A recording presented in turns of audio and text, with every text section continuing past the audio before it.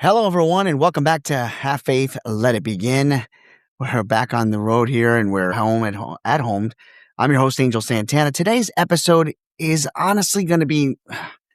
I never thought I'd have to do this, or never thought I'd have to record it, but I want to tell you a little bit something here. So strap on your seatbelts. It's going to be a bumpy ride. For 7 years, from 2007 until 2014, I proudly worked for AAA New York, which is now known as AAA Northeast. I believed in what the company stood for. I believed that when someone was stranded on the side of the road, scared, frustrated, or simply needing help, AAA would be there. I wasn't just an employee. I was a believer in the mission. And this is why the experience hurt so much. This episode isn't about attacking anyone. It isn't about embarrassing employees. It isn't about making anyone look bad, but it is about sharing a real experience that left me asking one simple question. What happened? Because the AAA I worked for would never have allowed this to happen. Have Faith, Let It Begin starts right now. Welcome to Have Faith, Let It Begin. This is Ariel Santana. Can you believe I'm 7 years old already? I'm old enough now to introduce my dad. Ladies and gentlemen, your host, my dad, Angel Santana. 2000 came and the spark was lit. The testimony raw, it wouldn't quit. His mother's voice, a guiding thread. The angels are with you, she gently said.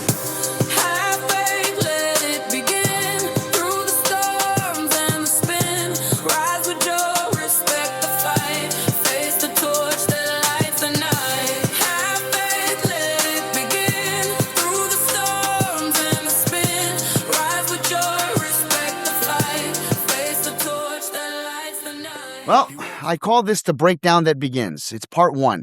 It started with what should have been a routine roadside assistance call. My vehicle became disabled and was blocking traffic. Now, this wasn't simply an inconvenience. It was becoming a safety concern.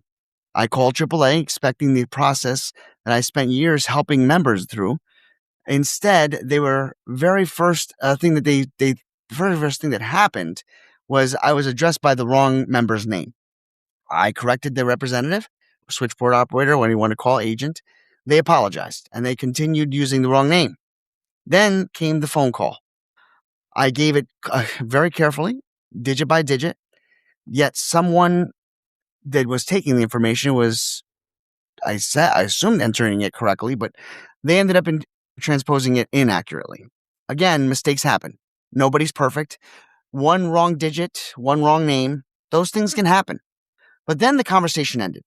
No reference number, no service provider, no company name, no confirmation. No, here's who's coming. No, here's your call number. No, if you don't hear from us, call us back. Just, someone will contact you. We made this a priority call because you're blocking traffic. That wasn't reassuring when nobody called me back. It left me wondering whether the call had actually been completed correctly. Part two, the waiting and the waiting. 35 to 40 minutes passed, nothing. No text, no phone call, no update. I tried using AAA mobile app. It couldn't even recognize my membership correctly, so I called back. Once again, addressed by the wrong name. Wrong information, wrong callback number. Again, they corrected the information, or at least they told me they would. Then I was informed by the tow truck that had been deemed to come out. I finally got the name, and the tow truck was delayed because there was finishing another call or backed up from another call. Listen, other accidents happen. You know what? It took priority. I understand. And I understand that the tow companies get busy. Emergencies can happen. Traffic can happen. I'm not upset about delays. I'm upset about communication. There's a huge difference. And finally, after another phone call, I learned the company assigned to me was a local company called Freeman's. But here's the problem. I didn't learn that because AAA called me. I learned it because I called AAA again. I had to get that name from them. So then we go into part three. Now it's a 2 hour of uncertainty. Now imagine sitting there, your vehicle's blocking traffic, cars are driving around you, your people your people that are driving around you are cursing at you because it's all my fault that I'm stranded. Your phone battery is now slowing down and getting lower by the minute. It was, I think, at 12%.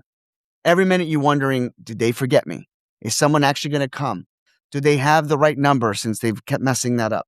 Should I call again? That uncertainty became exhausting. Finally, I was able to find a charging unit, so I started charging my phone. No big deal. At least I'm going to have battery.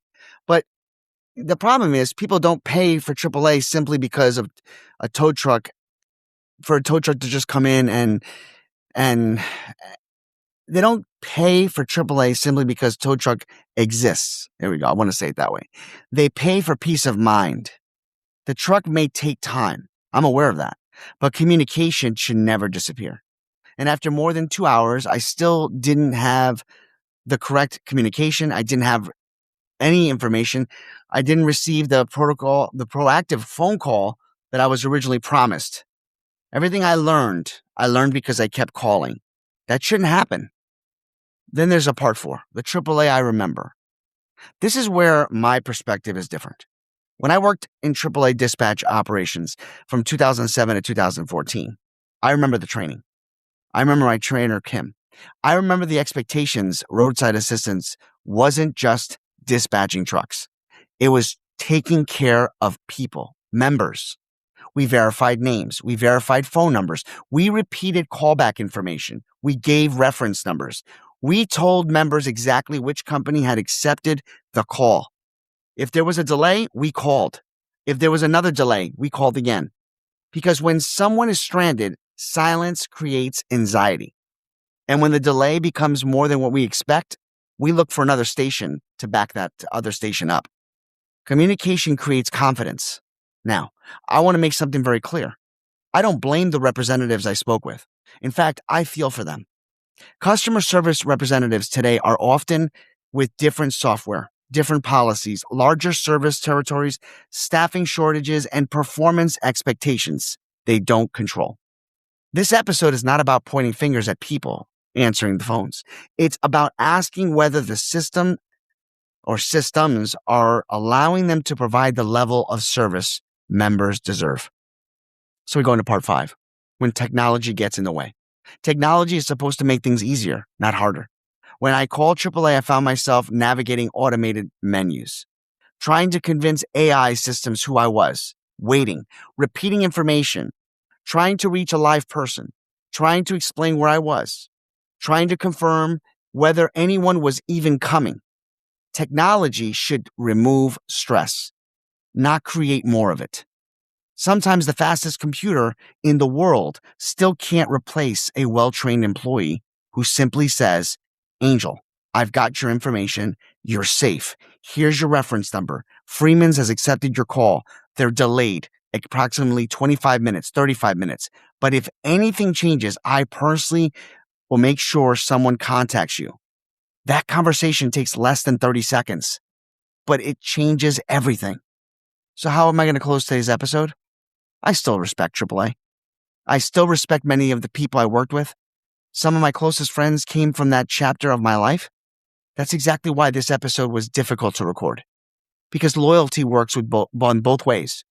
Members pay every year because they believe someone will be there when they need help the most. Not just with a tow truck, not just with communication. It's having great communication, with reassurance, with professionalism, with compassion. My hope isn't that this episode embarrasses anyone. My hope is that someone at AAA hears it, not as an attack, but as an opportunity, and an opportunity to help what made AAA one of the most trusted names in roadside assistance. Because I know that company. I worked for that company, and I truly hope it finds its way back. I'm a former employee of AAA, and on behalf of my former colleagues, we can get better. We can do better. And we are always been for the member. Thank you for listening to Have Faith, Let It Begin this morning. And until next time, take care of yourself and never underestimate the power of simply keeping someone informed. And never forget, have faith, let it begin.